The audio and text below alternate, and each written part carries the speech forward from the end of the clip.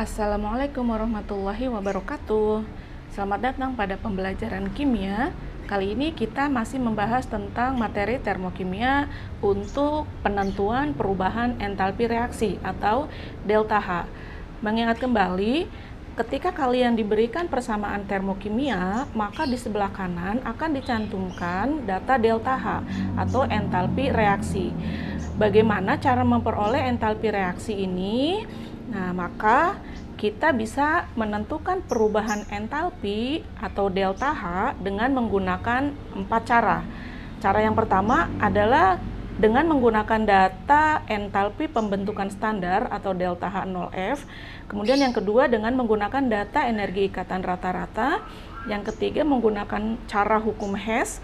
Kemudian yang keempat dengan melalui percobaan kalorimetri.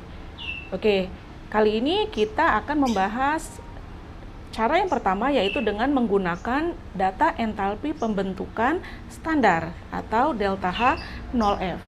Nah, untuk menentukan perubahan entalpi reaksi dengan menggunakan data entalpi pembentukan standar, kita bisa menggunakan rumus seperti ini, bahwa entalpi reaksi, R-nya ini reaksi ya, kita peroleh dengan menggunakan rumus sigma atau jumlah dari N itu mol, dikali data delta H 0F atau entalpi pembentukan standar dari produk, dikurangi jumlah dari mol dikali entalpi pembentukan standar dari reaktan.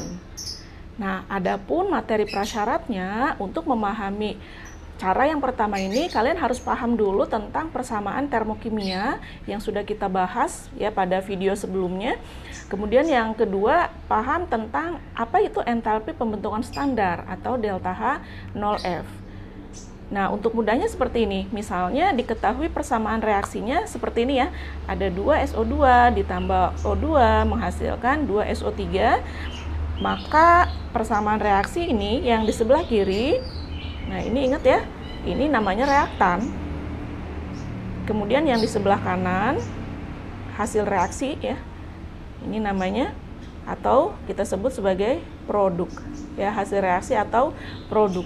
Nah, maka untuk bisa menggunakan rumus ini, kalian harus tahu dulu bagaimana cara membuat persamaan termokimia ya, atau persamaan reaksi. Karena dari persamaan termokimia ini kita tahu yang mana produk ya, yang mana reaktan. Jadi kalau produk ini posisinya ada di sebelah kanan ya, dari persamaan termokimia ada di sebelah kanan tanda panah. Kemudian reaktannya ada di sebelah kiri. Jadi delta H reaksi ini sebenarnya bisa kita cari dengan menggunakan rumus ini ya, entalpi pembentukan produk. Produk itu tadi posisinya yang di sebelah kanan ya. Oke, sebelah kanan, kemudian reaktan itu yang posisinya sebelah kiri ya, dalam persamaan termokimia. Nah, kemudian N ya, N ini menunjukkan mol. Kalau dalam persamaan termokimia, mol itu sama dengan koefisiennya ya. Jadi ini angka 2 ini ya di depan SO3 ini adalah N ya, N dari sini nih ya. Nah, ini N atau mol. Nah, ini menunjukkan koefisien reaksi sama ya kalau dalam persamaan termokimia. Nah, jadi N-nya adalah 2 untuk SO3, kemudian O2 ini 1 ya. Kemudian SO3 N-nya atau jumlah molnya adalah 2. Kemudian masing-masing senyawa ini nanti punya data entalpi pembentukan standar. Jadi SO3, SO2 dia nanti akan diketahui berapa data entalpi pembentukannya ya dari SO2. Kemudian SO3 juga sama. Dia mempunyai data entalpi pembentukan standar. SO3 ya, nilainya sekian, misalnya X gitu ya. Kemudian yang ini misalnya delta HF-nya sebesar Y kilojoule ya per mol. Nah, ini juga sama nih, kilojoule per mol. Nah, kalau misalnya untuk unsur ya, O2 ini kan termasuk molekul unsur. Jadi nanti data entalpi pembentukan standarnya untuk O2 ini sama dengan 0. Ya, kenapa 0? Karena kalau yang namanya delta H itu kan sebenarnya Apa rumusnya? Yang delta H itu sama dengan H produk dikurangi H reaktan. Kalau misalnya kita bikin persamaan termokimia dari pembentukan O2, maka di sebelah kanan ini ada O2, di sebelah kiri ada unsurnya. Nah, unsur pembentuk O2 apa? Ya O2 gitu kan ya. Jadi kalau ini H2, yang ini H1, ya maka delta H-nya sama dengan H2 dikurangi H1. Nah, H2-nya O2, O2-nya sama ya. Jadi ini nanti data H-nya, entalpinya sama, maka perubahannya adalah 0. Nah, dari sini kita dapat kesimpulan bahwa entalpi pembentukan standar ya delta H0F untuk unsur. Nah, delta HF untuk unsur ini nilainya sama dengan 0. Ya, unsur itu kan yang sendiri gitu ya, tunggal ya O saja gitu kan. Kalau ini kan ada SO2S sama O ya. Ini SO3S sama O, ini senyawa ya. Jadi nanti data delta HF-nya ada. Nah, ya ini catatannya ya. Kita ambil contoh yang pertama untuk menentukan entalpi reaksi dengan menggunakan data entalpi pembentukan standar. Diketahui, nah ini masing-masing senyawa ya, ada data entalpi pembentukan standarnya delta H0F dari CH3OH, metanol, CO2, H2O, ini masing-masing datanya ada. Ya, kemudian pertanyaannya, tentukan delta H reaksi dari pembakaran CH3OH metanol sesuai dengan reaksinya seperti ini. Untuk di soal yang pertama, ini persamaan reaksinya sudah diberikan di soal. Ya, jadi kalian tidak perlu membuat persamaan reaksi ulang. Artinya, ketika ditanya berapa sih delta H untuk reaksi yang ini, berarti kalian tinggal pakai reaksi yang ada yang diberikan. Ya, bahwa yang di sebelah kanan ini yang disebut dengan reaktan. Kemudian yang di sebelah yang di sebelah kiri ini reaktan atau reaksi, kemudian yang di sebelah kanan tanda panah ini adalah produk ya, produk. Kemudian karena yang diketahuinya adalah data delta H0F ya, atau data entalpi pembentukan standar, maka kita masuk ke rumus. Bagaimana sih cara mencari delta H-nya? Rumusnya adalah jumlah ya, atau sigma dari mol dikali entalpi pembentukan standar dari yang di sebelah kanan ya, produk, dikurangi jumlah dari entalpi pembentukan standar yang di sebelah kiri ya, atau reaktan. Nah, maka kita masukkan langsung apa aja sih zat yang bertindak sebagai produk ya, yang di sebelah kanan. Siapa yang di sebelah kanan? Adalah CO2 dan H2O. N-nya adalah koefisien angka depannya. Jadi koefisien CO2 tidak ada, berarti ini 1 artinya ya. Jadi 1 dikali delta H0F dari CO2 ditambah untuk yang H2O adalah koefisiennya 2 dikali delta H0F dari H2O. Nah, ini selesai ya, untuk produknya ada 2 senyawa. Kemudian dikurangi yang di sebelah kiri, yaitu reaktan. Siapa reaktannya? CH3OH, koefisiennya 1 kali entalpi pembentukan standar dari CH3OH. Nah, kemudian ditambah ya oksigen ya, 3/2 koefisiennya dikali entalpi pembentukan standar dari oksigen. Nah, cuman diingat kembali kalau untuk entalpi pembentukan standar unsur ya, untuk unsur ini nilainya adalah 0. Jadi untuk oksigen data delta H0F-nya 0, makanya tidak dicantumkan ya di data yang diketahui. Ya, ini rumusnya. Kemudian kita masukkan angkanya. Yang pertama untuk CO2 ini data delta H0F-nya negatif 394 kJ per mol. Satuannya saya tinggalin ya, karena ini satuannya sama kJ per mol semua.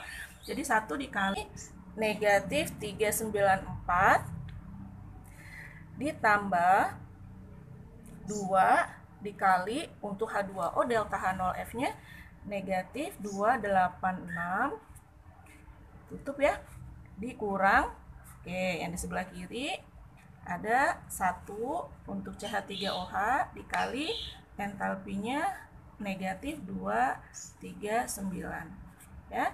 Kita hitung ya.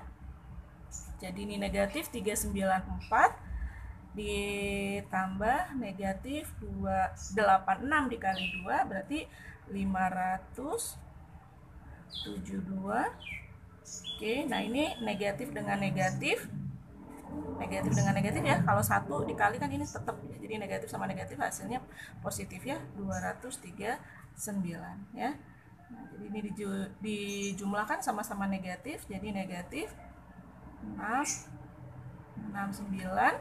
ditambah 239 ya, hasilnya negatif 727. Oke, satuannya kilojoule per mol. Nah, ini jawabannya ya. Jadi untuk reaksi ini delta H-nya adalah negatif 727 kilojoule per mol. Kalau ditanya persamaan termokimianya, ini delta H ini tinggal dicantumkan di sebelah kanan. Soal yang kedua, diketahui data delta HF dari masing-masing senyawa, ini sudah ada ya. Kemudian pertanyaannya, tentukan jumlah kalor yang dibebaskan pada pembakaran 11,5 gram C2H5OH. Oke, ini yang ditanya ya adalah pembakaran C2H5OH, tapi reaksinya tidak diberikan. Ya, maka cara pertama ya yang harus kalian buat adalah persamaan termokimia dari pembakaran C2H5OH. Nah, perlu diingat kembali bagaimana cara membuat persamaan termokimia ya. Makanya materi prasyarat dari cara ini ya, cara yang pertama menggunakan delta H0F adalah kalian harus bisa membuat persamaan termokimianya dulu, terutama reaksi pembakaran. Ya, jadi kalau belum paham silakan dibuka lagi bagaimana cara membuat persamaan termokimia ya, dilihat kembali videonya. Oke, jadi reaksi pembakarannya untuk C2H5OH kalau dibakar artinya direaksikan dengan oksigen ya. Nah, jadi C2H5OH ini kan ditambah dengan oksigen ya, O2, menghasilkan pembakaran sempurna, yaitu menghasilkan gas CO2 ditambah H2O. Ini saya tidak masukkan wujudnya ya, biar lebih sederhana. Kemudian jangan lupa disetarakan ya, karena pembakaran C2H5OH, nah maka C2H5OH-nya ini harus 1 koefisiennya, yang lain menyesuaikan ya. Jadi silakan dicek dulu unsurnya CH baru terakhir O. Ya, kita cek C di sebelah kiri 2, di sebelah kanan ada 1 C, maka dikali 2. Kemudian H-nya ini 5 tambah 1 ya, 6 di kiri, sebelah kanan harus 6 juga, maka 2 dikali 3. Oke, terakhir oksigen di sebelah sini ya. Nah, sebenarnya oksigen ini kalaupun tidak disetarakan juga tidak apa-apa. Ya, kenapa? Karena delta HF untuk O2 itu adalah 0. Ya, jadi O2 ini nanti tidak akan masukkan ke dalam rumus delta H-nya ya. Tapi kalau misalnya mau disetarakan ya boleh ya, biar sempurna persamaannya. Oke, ini 4 ya, oksigen di kanan ditambah 3, 7 di kanan, maka di sebelah kiri harus 7. Nah, ini udah ada 1 di kiri, berarti kurang 6 ya. Dari sini berarti supaya 6 maka 2 dikali 3. Nah, seperti ini ya. Baru kita masuk ke rumus delta H-nya. Apa nih? Delta H sama dengan jumlah mol dikali entalpi pembentukan produk ya di sebelah kanan, atau boleh juga sih sebenarnya kalian menuliskannya kanan kurang kiri ya, kanan gitu ya, dikurangi jumlah mol dikali entalpi pembentukan produk yang di sebelah kiri. Oke, kita masukkan ya. Jadi yang di sebelah kanan ada 2 CO2, berarti 2 dikali delta H0F untuk CO2, kemudian ditambah 3 kali delta H0F punya H2O, kemudian dikurangi yang di sebelah kiri 1 kali delta H0F punya etanol C2H5OH ya. Nah, ingat untuk unsur ini ya. Nah, ini untuk O2 jangan lupa delta H0F nya adalah 0 ya, jadi tidak usah dimasukkan. Oke, kita langsung masukkan angka-angkanya. 2 dikali untuk CO2 adalah negatif 394, kemudian ditambah 3 dikali H2O nya negatif 286, kemudian dikurang untuk C2H5OH, datanya 1 dikali negatif 226 ya. Tinggal masukkan angkanya ya. Ini kalau dikalikan hasilnya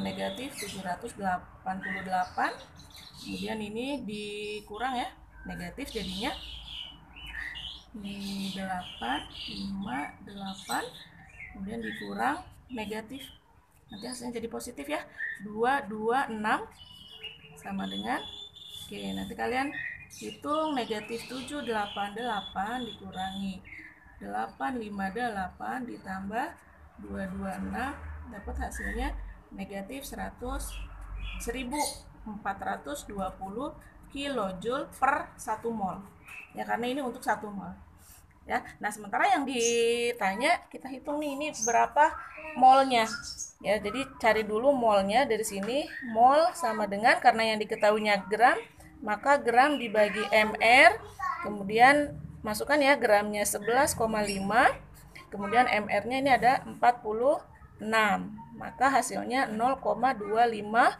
mol. Nah mulai, kalau ini negatif 1420 ini untuk 1 mol. Nah kalau 0,25 molnya berapa? Seperempatnya ya, berarti dibagi 4 aja ya, atau kalian boleh menggunakan Q gitu ya, rumusnya Q sama dengan delta H-nya dikali molnya ya. Delta H-nya negatif 1420 kilojoule per mol dikali 0,25 mol ya, jadi nanti ini habis ya. Jadi seperempatnya adalah negatif 355 kilojoule ya, jadi jawabannya yang ini. Nah kalau Q biasanya kalau di soal tidak ada tanda negatifnya ya, tapi dia ada kalimat kalau negatif berarti dia melepaskan kalor ya, ini melepas kalor, makanya di soal pertanyaannya adalah berapa kalor yang dibebaskan. Dibebaskan artinya dilepaskan ya. Jadi jawabannya seperti ini.